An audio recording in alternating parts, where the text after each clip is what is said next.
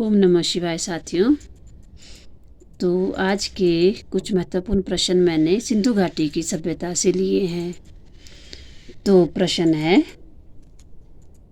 हड़प्पा सभ्यता का सर्वाधिक मान्यता प्राप्त काल है।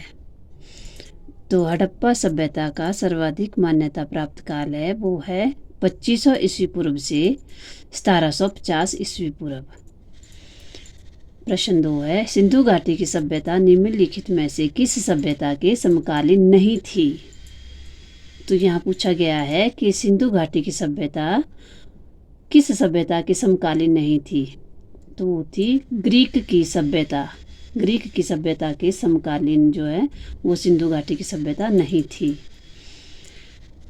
सिंधु घाटी की सभ्यता कहाँ तक विस्तृत थी। जो सिंधु घाटी की सभ्यता थी उसका विस्तार कहाँ कहाँ तक फैला हुआ था। तो वो था पंजाब, राजस्थान, गुजरात, उत्तर प्रदेश, हरियाणा, सिंध और बलूचिस्तान तक जो है सिंधु घाटी की सभ्यता फैली हुई थी। सिंधु घाटी की सभ्यता में घोड़े के अवशेष कहाँ मिले हैं। तो सिंधु घाटी की सभ्यता में घोड़े के अवशेष जो मिले हैं वो मिले हैं सुरकोटदा में। सिंधु घाटी स्थल कालीबंगन किस प्रदेश में है। तो सिंधु घाटी स्थल कालीबंगन वो राजस्थान में स्थित है। निम्नलिखित में से किस पदार्थ का उपयोग हड़प्पा काल की मोहरों मुद्राओं के निर्माण में मुख्य रूप से किया गया था। तो वो किया गया था सेल खड़ी पदार्थ का उपयोग। हड़प्पा सभ्यता किस युग की थी।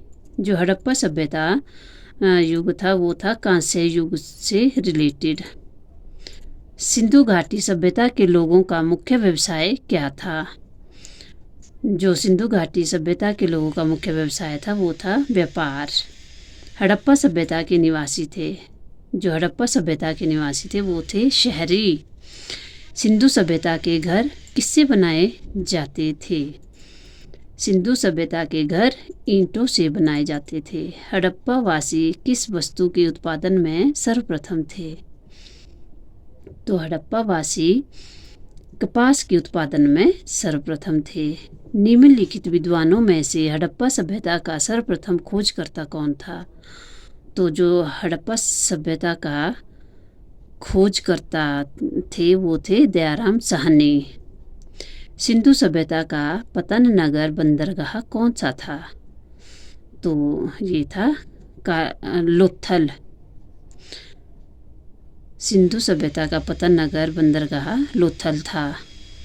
पैमानों की खोज ने यह सिद्ध कर दिया है कि सिंधु घाटी के लोग माप और तोल से परिचित थे। यह खोज कहाँ पर हुई थी। तो ये खोज हुई थी लोथल में। हड़प्पा कालीन समाज किन वर्गों में विभक्त था। जो हड़प्पा कालीन समाज वो विद्वान, योद्धा, व्यापारी और श्रमिक वर्गों में विभक्त था। सिंधु सभ्यता का सर्वाधिक उपयुक्त नाम क्या है। तो सिंधु सभ्यता का सर्वाधिक उपयुक्त जो इसको नाम दिया गया है वो दिया गया है हड़प्पा सभ्यता। इसको सिंधु सभ्यता को हड़प्पा सभ्यता भी कहा जाता है। निम्नलिखित में से कौन सा या कौन से लक्षण सिंधु सभ्यता के लोगों का सही चित्रण करता है या करते हैं। तो इसका आंसर आएगा उनके विशाल महल और मंदिर होते थे। वे देवियों और देवताओं दोनों की पूजा करते थे। वे युद्ध में घोड़ों द्वारा खींचे जाने वाले रथों का प्रयोग करते थे। नीचे दिए गए कूट का प्रयोग कर सही कथनों को चुनिए। तो इसमें आंसर जो आएगा वो आएगा ए केवल 2। वे देवियों और देवताओं दोनों की पूजा करते थे। जो सिंधु सभ्यता के लोग थे वे देवियों और देवताओं दोनों की ही पूजा करते थे। ये राइट आंसर आएगा। प्रश्न नंबर 18 है, हड़प्पा सभ्यता की खोज किस वर्ष में हुई थी। तो हड़प्पा सभ्यता की खोज 1921 ईस्वी में हुई थी। हड़प्पा सभ्यता के बारे में कौन सी उक्ति सही है।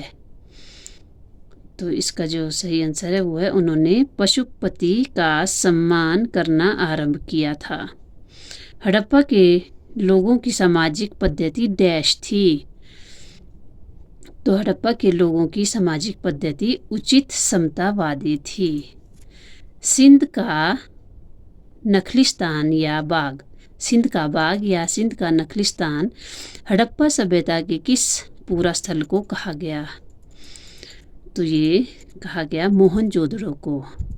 तो गाइस आज के लिए इतना ही। Thank you.